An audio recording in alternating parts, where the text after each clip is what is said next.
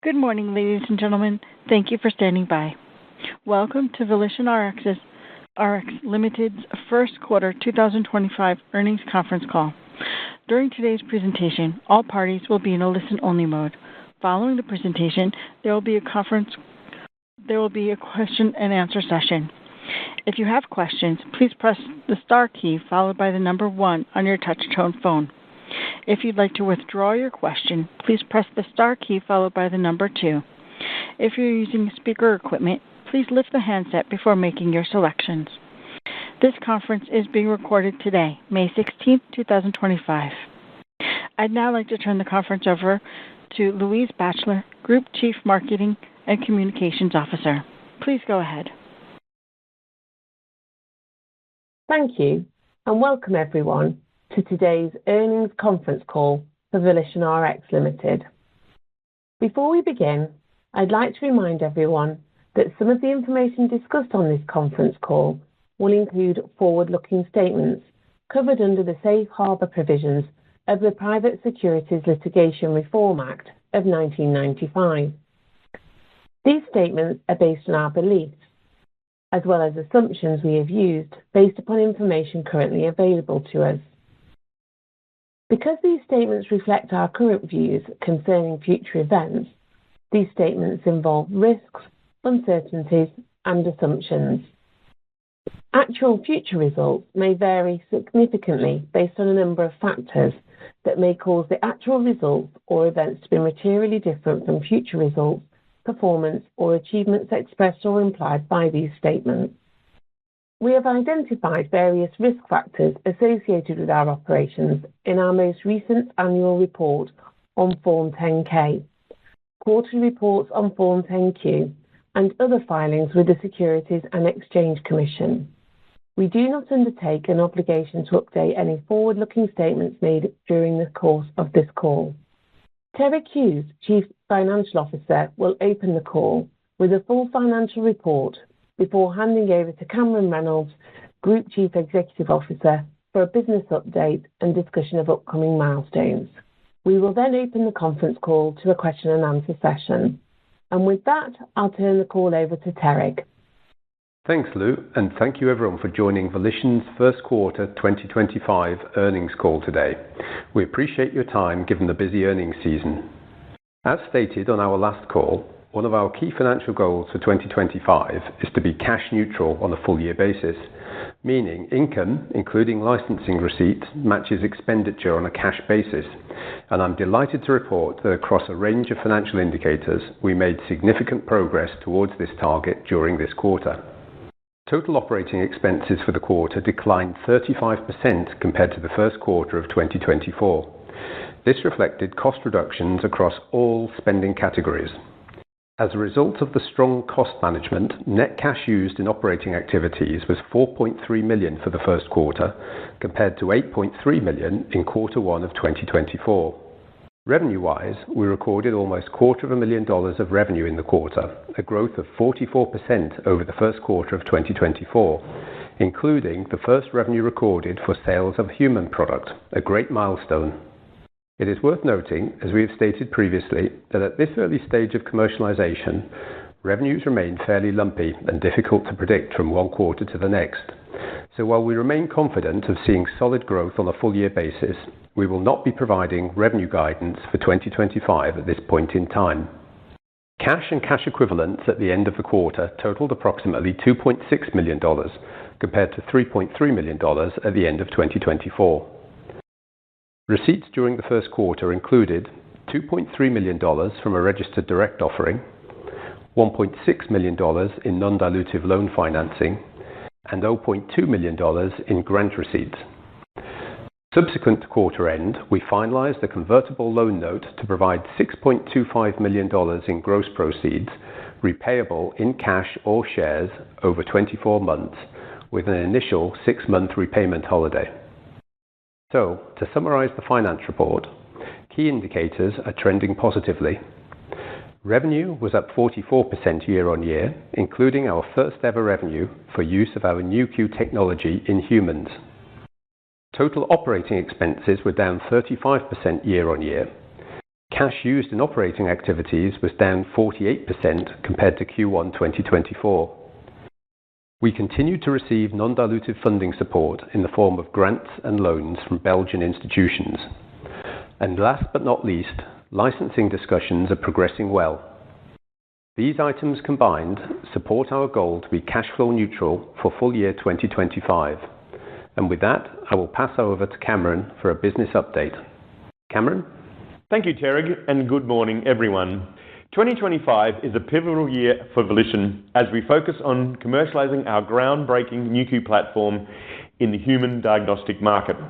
I am delighted to report we are in confidential discussions with over 10 companies to license our products. Notably, the combined market value of 7 of these companies exceeds $600 billion, underscoring the significant global strength, potential reach, and impact our technology could achieve through such partnerships. Our goal is to secure multiple licensing agreements in the human diagnostic space, mirroring our successful strategy in the veterinary market with diverse deal structures, all with ongoing revenue, and some to include large milestone payments. Our strong clinical evidence supports the broad applicability of our Nu.Q technology in critical areas such as cancer and sepsis. These 2 disease areas alone represent a combined total addressable market of about $25 billion annually, offering substantial revenue opportunities for Volition and our future partners. As a reminder, all the pillars use almost exactly the same nucleosome technology, making it extremely effective in both cancer and sepsis for human and animal health use. Volition is a company powered by Nu.Q and focused on one thing: measuring chromatin fragments in circulation. This one thing is the basis of all of our pillars. We now can measure nucleosomes on around half a dozen different established collaborator platforms. The broad applicability of what we have developed is, I believe, completely unprecedented. Taking each pillar in turn, I will start with cancer. We are making significant strides in the commercialization of our cancer diagnostic pillar. From a licensing perspective, I am pleased to report that 2 major companies are currently in active negotiations and have either commenced or planning to commence the evaluation of our innovative Nu.Q and Capture-PCR technologies, with first results anticipated within the next quarter. 2 incredibly exciting projects to look out for.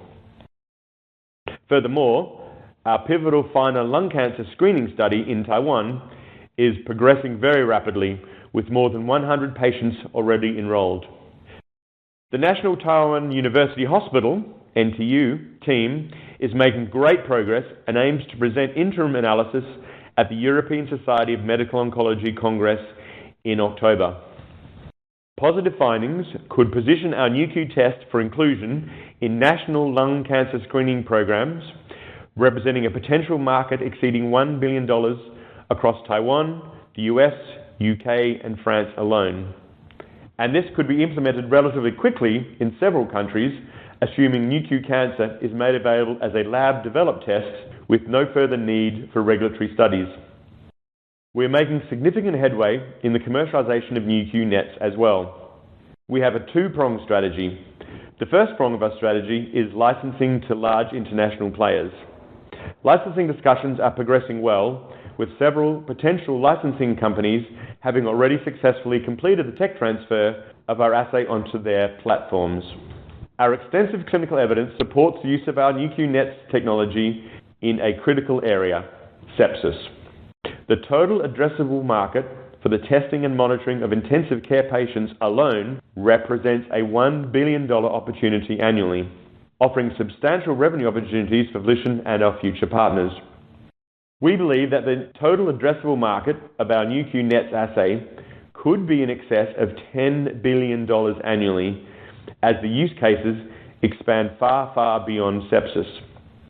The second prong of our Nu.Q Nets commercialization strategy is to leverage our granted CE mark, which means approved for use in the European Union for any NETosis-related diseases. As a reminder, Volition's chemiluminescent immunoassay clear version of the CE-marked Nu.Q Nets test is run on the IDS i10 automated analyzer platform from Immunodiagnostic Systems, IDS, a subsidiary of Revvity. I would like to thank IDS for their collaborative approach. Our aim is to sell this product, either directly or in conjunction with IDS, to institutions for use in a very wide range of clinical applications where NETs plays an active role. In a significant commercial milestone, we recorded our very first revenue from sales of our CE-marked Nu.Q Nets automated product in Europe in Q1 of this year. This is our very first revenue generated from a regulated, clinically approved product in humans, which is quite a milestone for the company. 9 hospital networks in 5 countries have placed orders and are currently assessing its clinical utility in a range of NETs applications with the intention, we believe, of integrating it directly into their routine patient care.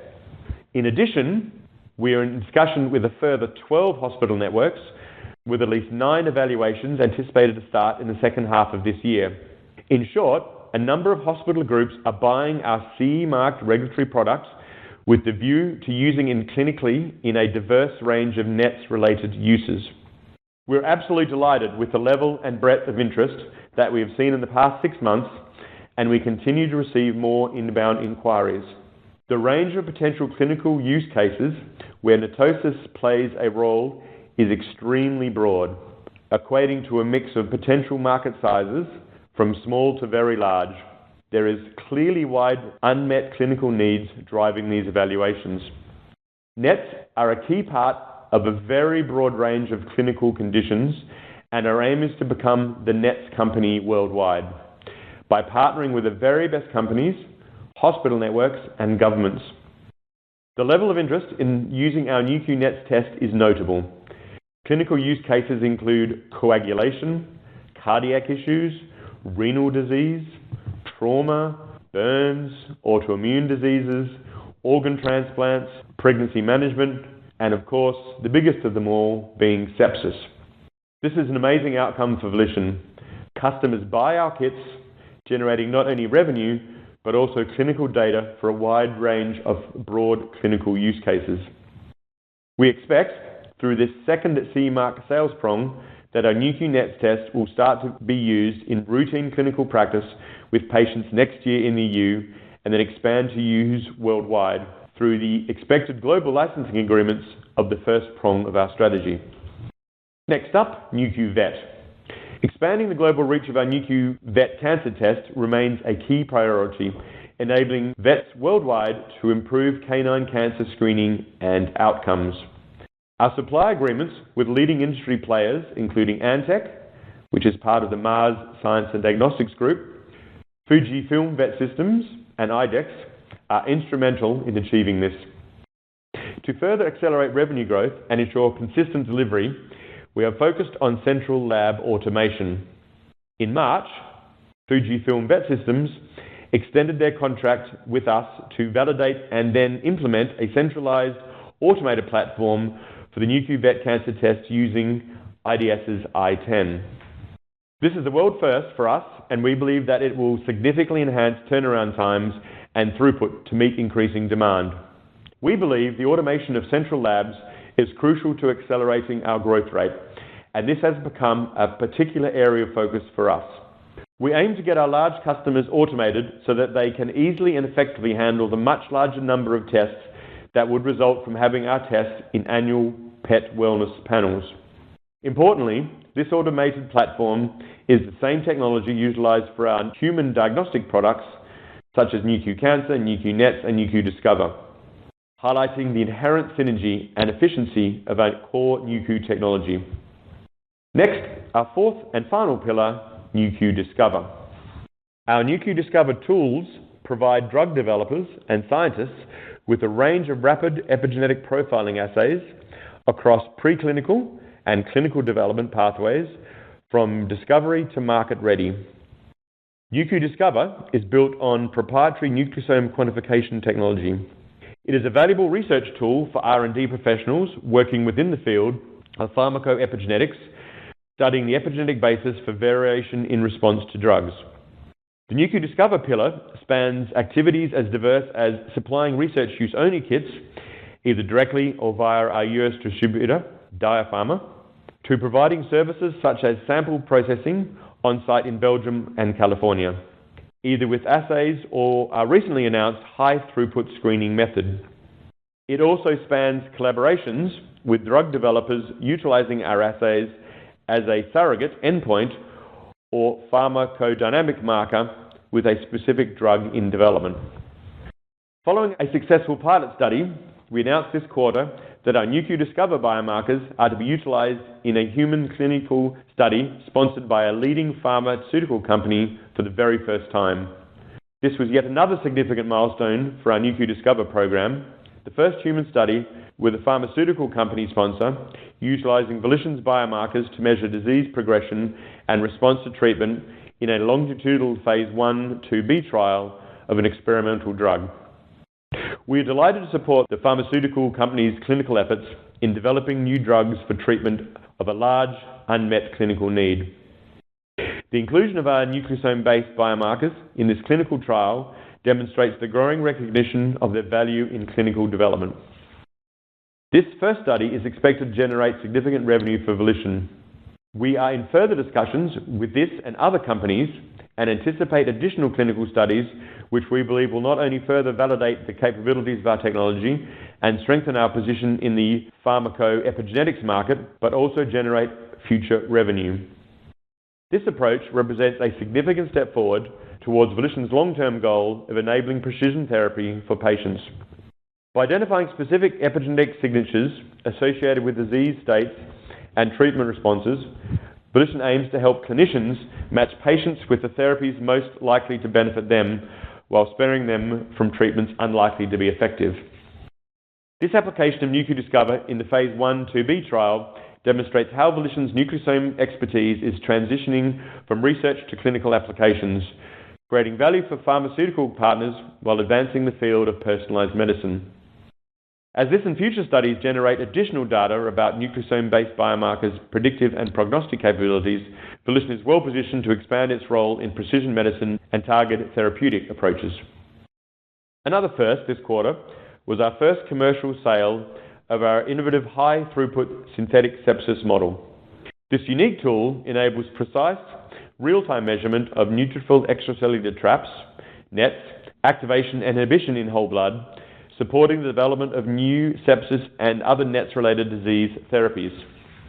We are currently in discussions with 5 other companies to finalize projects, positioning Nu.Q Discover as a key revenue driver this year. With over 10 repeat customers from our Nu.Q Discover kits and services, we aim to at least double revenue in this pillar in 2025.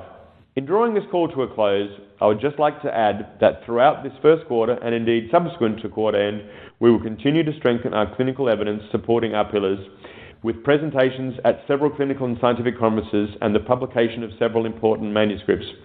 With special thanks to our scientific, clinical, manufacturing, operations and intellectual property teams for their continued efforts. 2025 is about ensuring multiple licensing deals are signed in the human space, and we'll make good progress on this. We aim to leverage the valuable insights gained from our licensing and supply negotiations for Nu.Q Vet, where we have already received milestone payments of $23 million in addition to the ongoing revenue stream. The objective to sign multiple human licensing deals is similar to what we previously achieved in the vet space. Deal structure-wise, we aim to receive large milestone payments from some of these deals and ongoing revenue from all of them.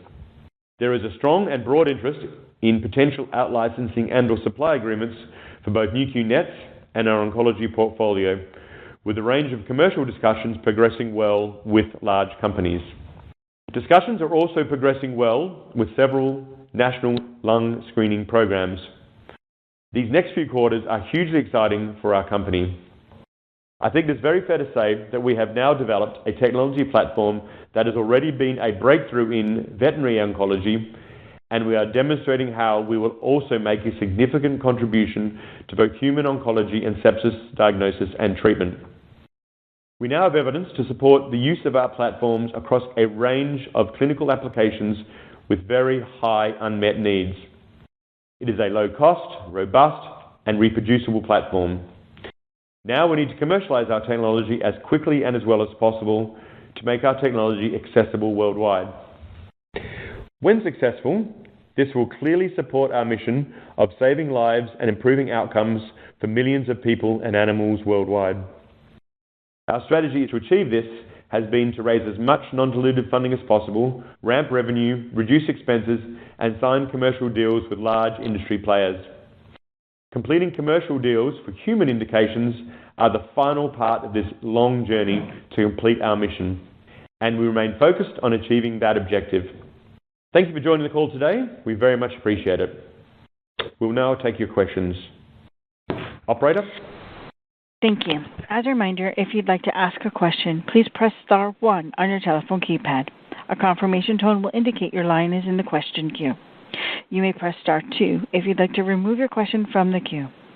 For participants using speaker equipment, it may be necessary to pick up your handset before pressing the star keys. Our first question comes from the line of Ilya Zubkov with Freedom Broker. Please proceed with your question.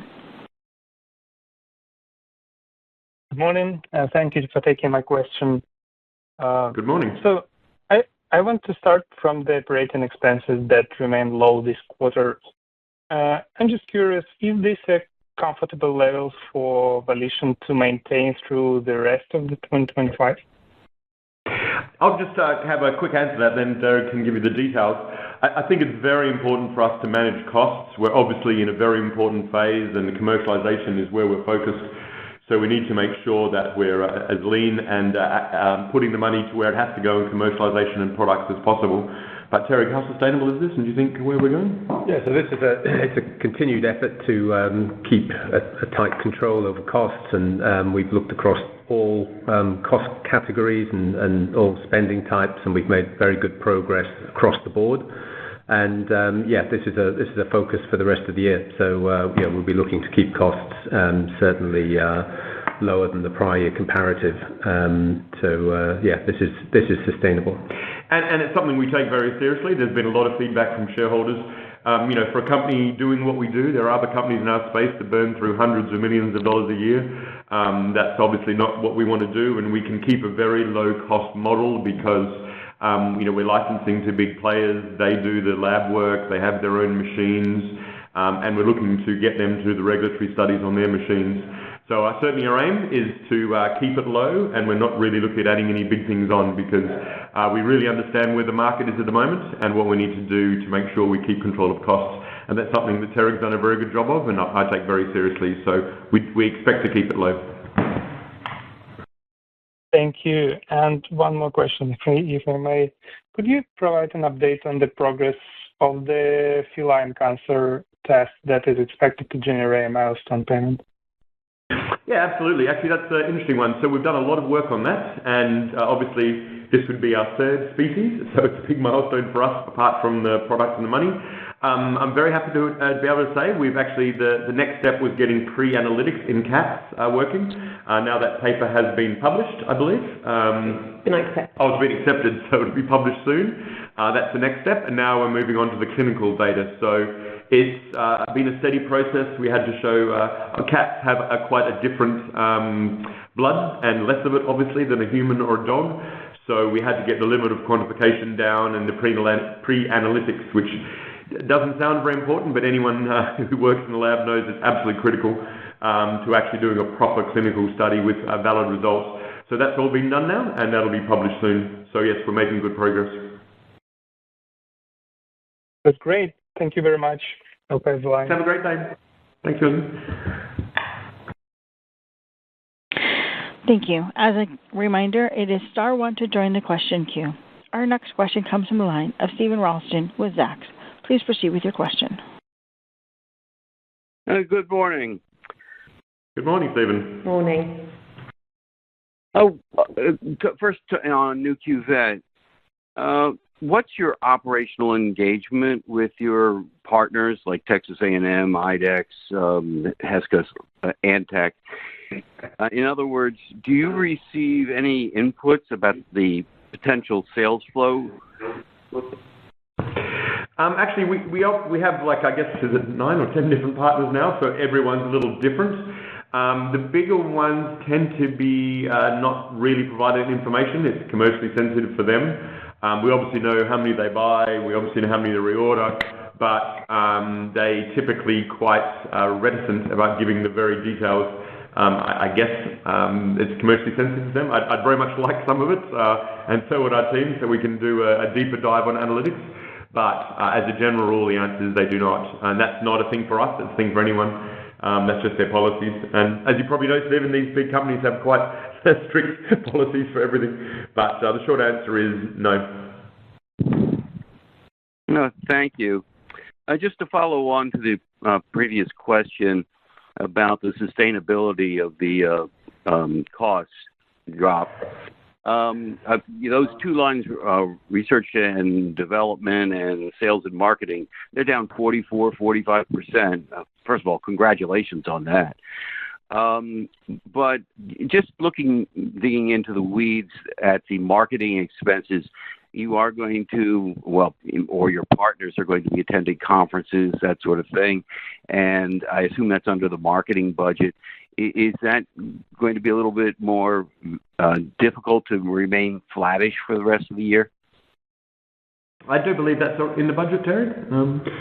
So we have planned for a lower level of spending this year. So if you remember last year, we had quite a lot of launches in the year, so spending was naturally higher at that point.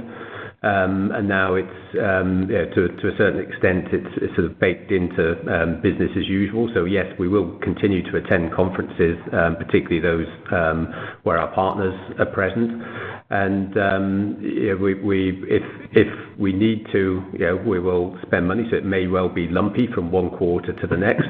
But overall, we've budgeted to spend less money this year versus last year.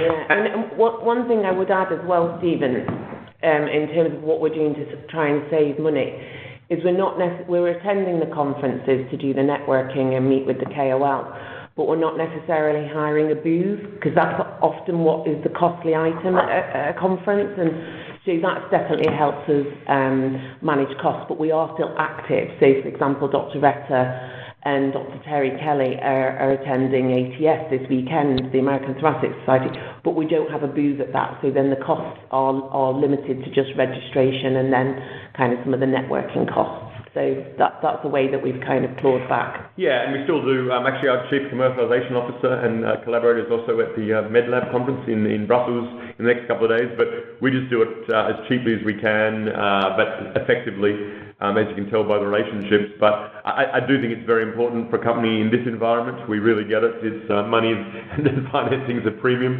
So we make sure every dollar is used as wisely as possible.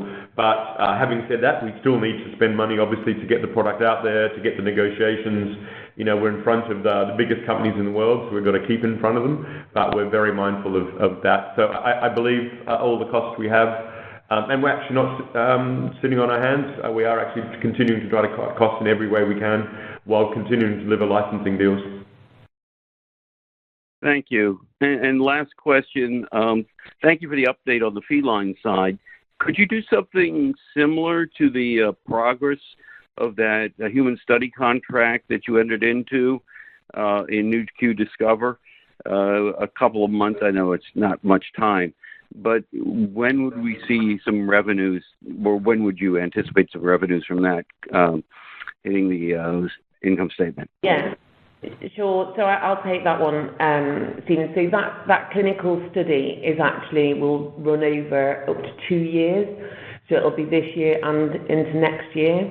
So the revenue will be spread. So I think that we are taking the first set of samples in the second quarter, but that it will be spread out over a period of time. So it is a longer-term clinical study.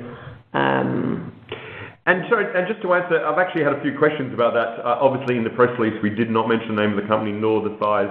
That's obviously when you sign with big companies, and this is a big company, that's their stipulation. But it was an amount of money that we're very, very happy with, and an organisation which is a very large one, and a purpose which is extremely good and down our fairway. So if people read the press releases and wonder why sometimes we don't mention the names, we're very proud of the amounts mentioned and all the company and what they're doing. But those of you who deal with large companies know the first rule is you're not allowed to mention any of that in the press release. Certainly not our choice. We're very proud, happy, and it's a landmark contract for us, being a phase 1b/2 study, and the amount of revenue was very meaningful. But we just can't in press releases. So I hope people understand the need for that, but it's certainly not from us not wanting to talk about it. We're very excited. Thank you for taking my questions.